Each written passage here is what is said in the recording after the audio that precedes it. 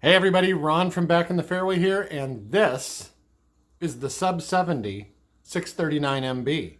This is a brand new Tour Blade offering from Sub 70 Golf. It hasn't even hit the market yet, and somehow I got lucky enough to get a pre-production model to test out on the range, and I gotta tell you, it's going in my bag.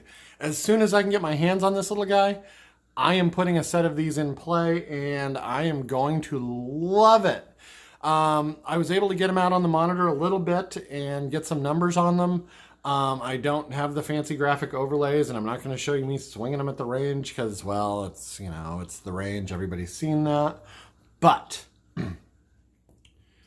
first concern with going from Captain Cavity back to Mr. Blade again was the loss of distance.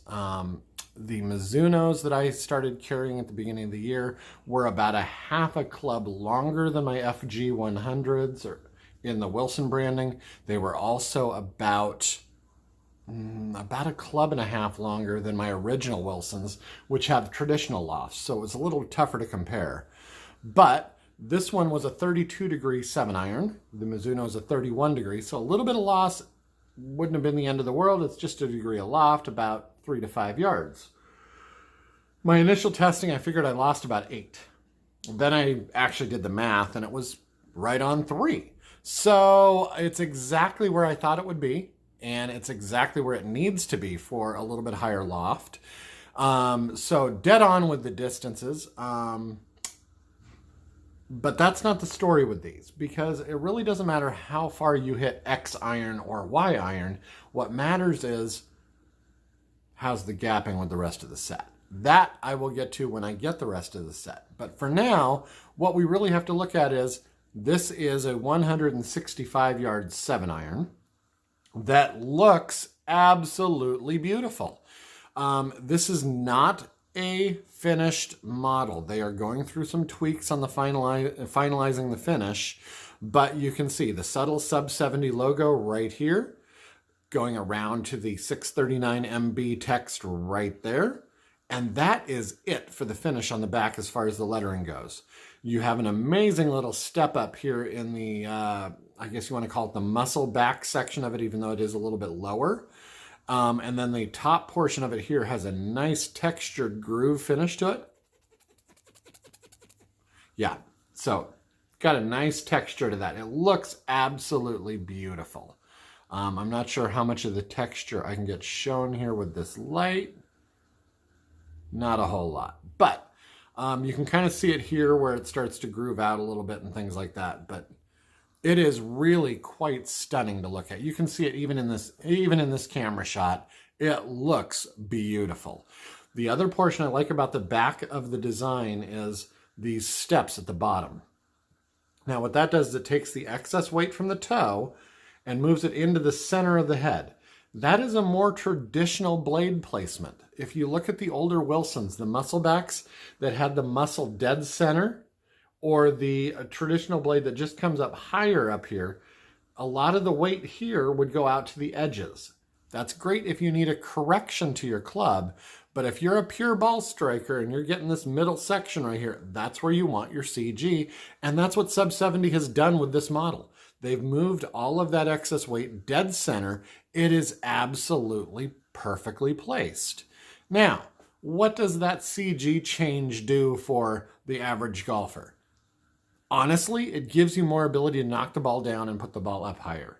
By placing the weight more center on the club, you don't have as much movement left to right, but you do up and down. At least for me. I don't know if that's a typical thing in the industry or not, but when I've played clubs that have a more centered CG, I'm able to flight the ball low and high much easier than I am if the weighting is all out towards the edges.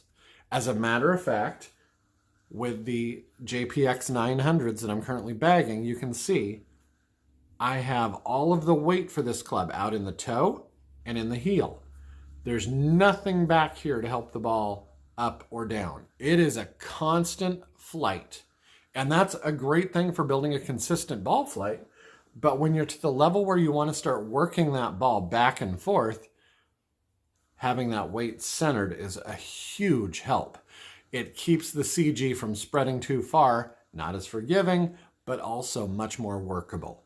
Now, the surprise to me was with moving all of the weight into the center, usually you start to lose a little bit on the heel and toe. What I can say is, as long as you are in the strike area on this club, you are not going to lose more than about 2 or 3 yards somehow. I don't know how exactly that played off, but on my forced miss hits, I was literally around 165 on the toe and around 162 on the heel. That is very typical for what I would encounter with a forgiving club. With a typical blade, I would usually lose about 6 to 7 yards on the toe and about 10 on the heel.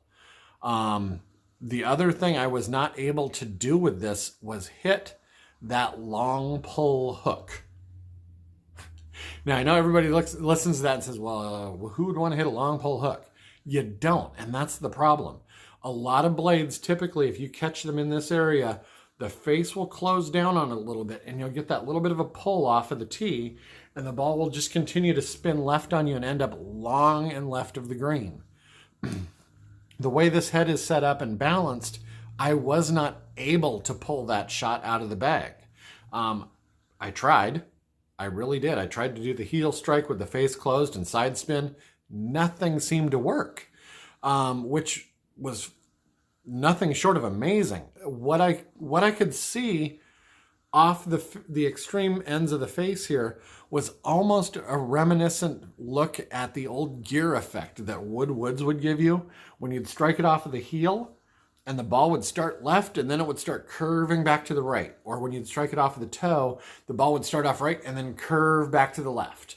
And the way the face was shaped actually gave you the feeling of a gear effect on the ball, and it spun it for you the direction it needed to go to get it back to where it needed to be. Pre-tech, pre-weighting, pre-big faces, but that tech felt like it was in this. And I am sure that is a dead flat face. I am sure there's nothing fancy to this, but am I? Anyway, playability wise, I have not encountered a blade like this as far as playability goes since I was rocking these guys in my bag. These are the gold standard for clubs for me. They always will be.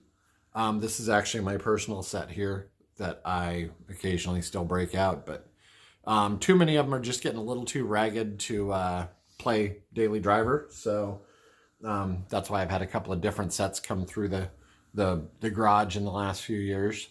But anyway, back to the sub 7639 MB. I can't imagine how they are going to improve on how this looks. I can't imagine how they would improve on the playability, the touch, the feel, I want to call it a D4T steel, which I believe is actually a heavy-duty tooling steel. So it's a much, much firmer metal than what you'd typically get in a stainless club or something like that. It just feels absolutely stunning. To make a long story short, as soon as these are available online, I am going to be getting a set for my bag.